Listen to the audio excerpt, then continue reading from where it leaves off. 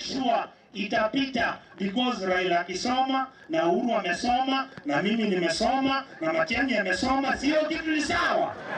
There is gross dishonesty on the part of the principal assistant of the president, who opposes everything the president says. When the president talked of restoration of Mau, he sent Murkomen to oppose. When the president talked about the fight against corruption, he sent Sudi to insult the president. When the president is talking about uniting the nation, he sends a group of tribal members of parliament to go there and tell us that Mount Kenya is going to reject the BBI. I want to say with firmness that Kenya is bigger than Mount Kenya. We are going to read it objectively. We are going to study it thoroughly to see whether the interests of our region, because we represent the Central Kenya Economic Region, whether our interests are properly captured in it. And if they are, we are going to support it.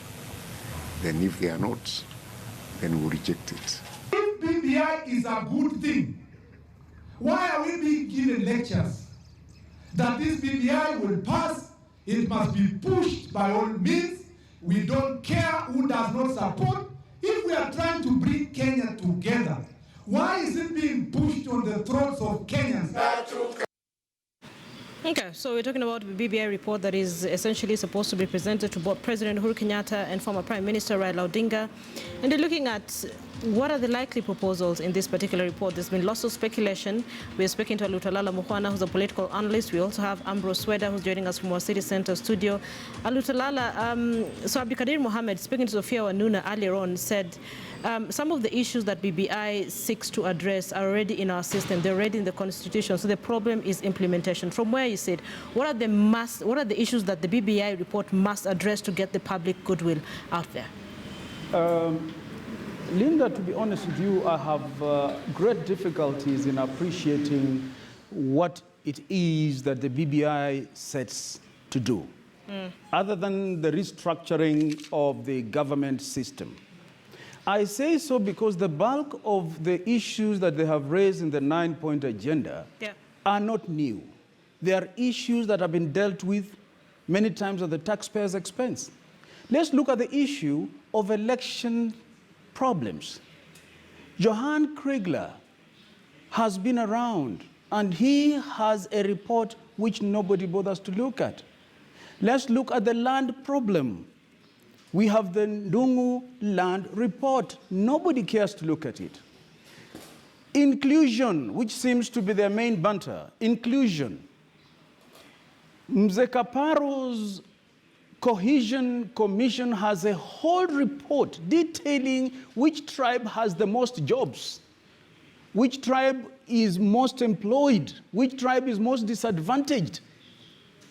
That is about inclusion and exclusion. So we know, and the government knows, where these problems can be addressed from. However, they dare bring all this so that they can clothe the scheme with some veneer of acceptability among the masses.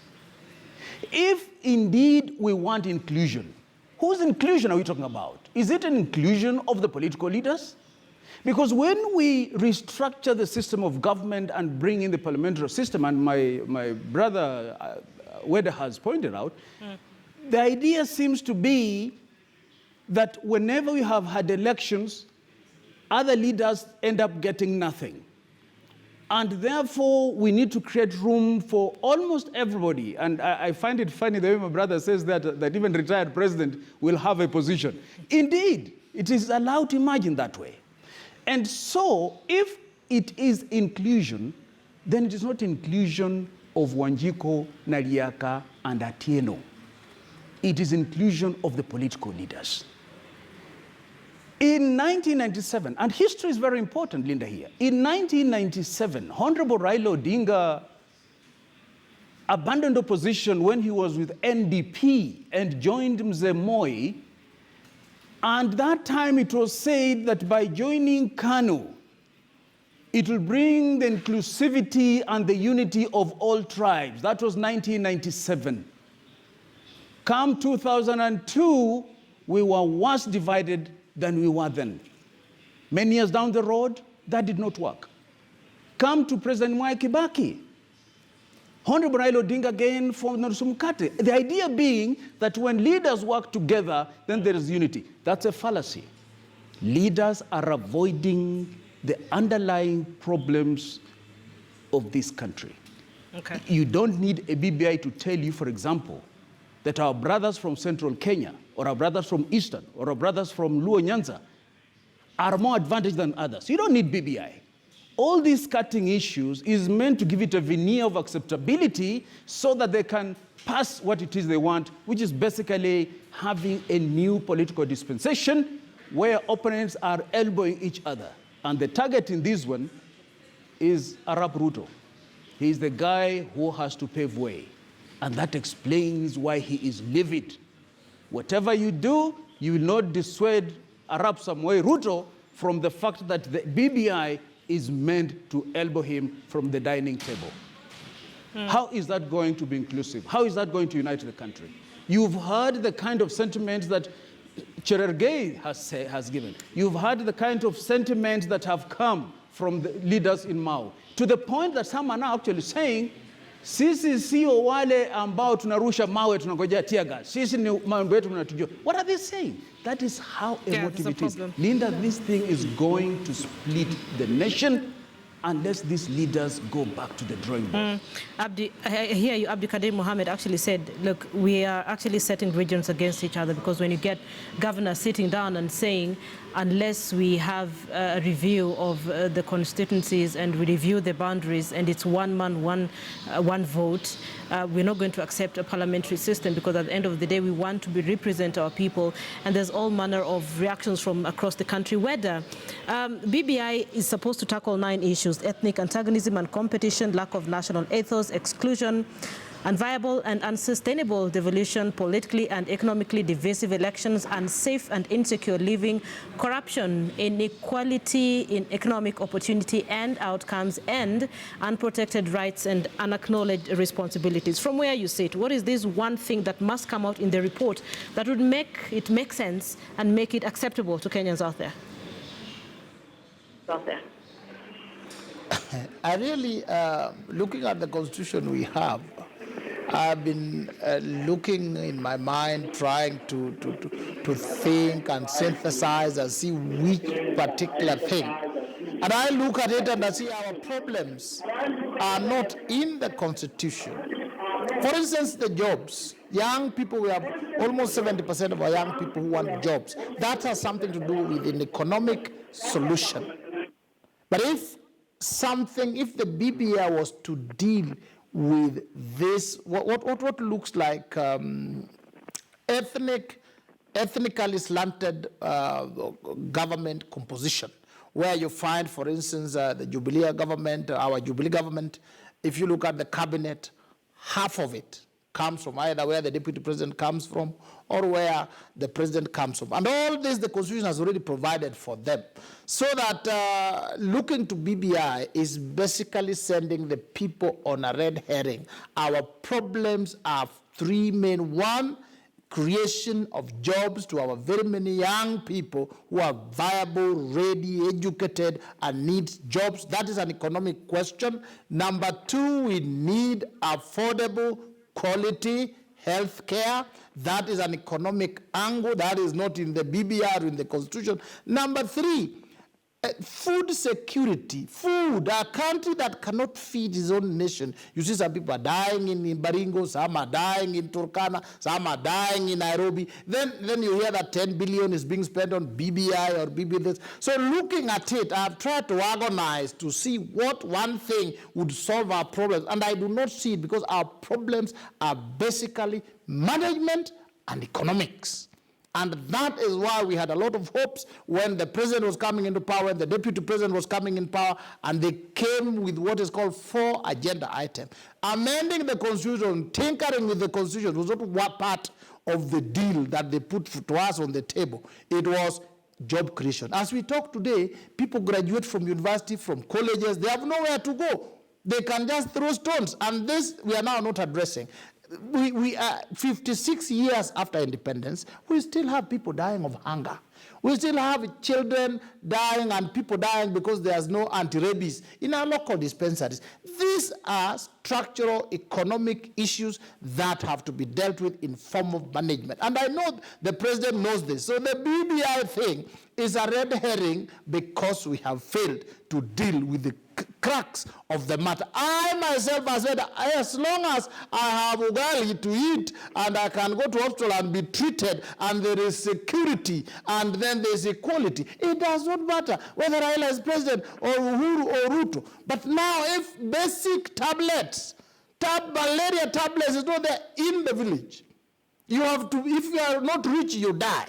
Then you say that we have 10 billion to do BBI and then bridges. I'm telling you, a child who is well fed, who has good nutrition and can go to hospital, can even land under a tree. So this unity they are telling us, this unity they are taking our money through, surely is what I would call they are shortchanging the Kenyan nation. So we are waiting for that BBI, and we will see which solution it can bring that will stop us from stealing devolution money, from stealing public money. Somebody needs to tell me in what part of the country will provide where we say now you can't steal, because theft is in the heart.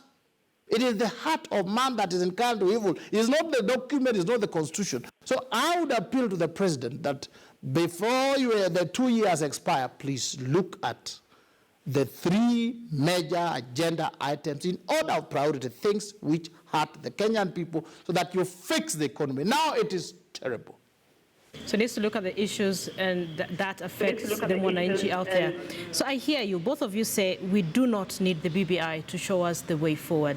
Alutalala Mukhwana, you get the final word in this conversation. That report is expected to be presented to President Uhuru Kenyatta and Raila Odinga in a couple of days, depending on the availability of the president. What would you suggest they do with this report? Because both of you are in agreement that it's not the way to go. We already know what the problem is in this country, and it's not. The solution is not going to come from BBI. Linda, thank you. I agree with my brother Weda absolutely. In my view, this BBI is a tragic waste of our good Lord's time. We don't need it. We have more urgent problems. Number 2, I do not even think that the president should be talking with the Big 4 agenda now. What he should be talking about is how to slay corruption. Because once corruption is slayed, everything else will fall in place. Number 3, Linda, we are sitting on a time bomb. 3/4 of young men and women out there have no jobs. And we dare think that by peppering and tinkering with the Constitution, we'll be solving the problem. That is not the solution. In my view, when the BBI comes, let the president and honorable former prime minister accept that it was a false start. Let them bring everybody together. And if there has to be a process of constitutional amendment, let it be a fresh start with inclusivity from the beginning. Without that, that document will remain what I think it has been, and that is a political fraud that is being visited on the people of Kenya by our leaders. Thank you. Your final word.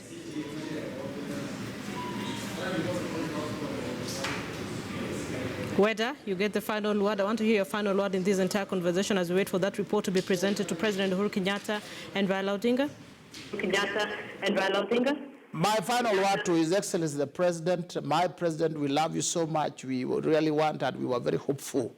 Where we are today, where we are going, I think, Mr. President, you need to look back. It was not the handshake that we voted in you for. It was not the BBI we voted you in so that you create jobs for everybody. We voted you that there is sufficient, affordable, quality health care. That is what you pledged. You pledged food, chakula. These are the things we want you to deal with, that by the time you are leaving, we can eat 4 times in a day. We can go anytime you're attacked by malaria, you walk to an hospital and you have medicine. Please fix these things. Then after that, you can do the luxury of tinkering with the Constitution. The problem is not in the Constitution. The Constitution is not involving itself in corruption. It is the people.